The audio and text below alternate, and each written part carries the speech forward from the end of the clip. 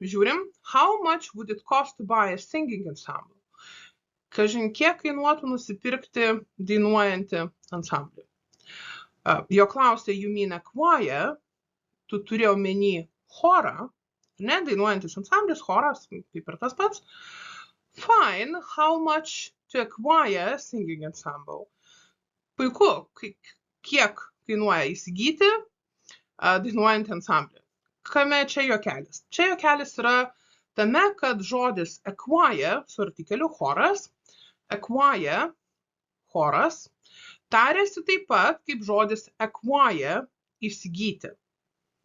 Ir kai tas žmogus sakė, you mean acquire, jisai turėjo omeny, kad singing ensemble reikėtų pakeisti žodžiu choir, bet vietoj įsigyti, ta prasme vietoj nusipirkti, ar ne, irgi galim naudoti žodį acquire.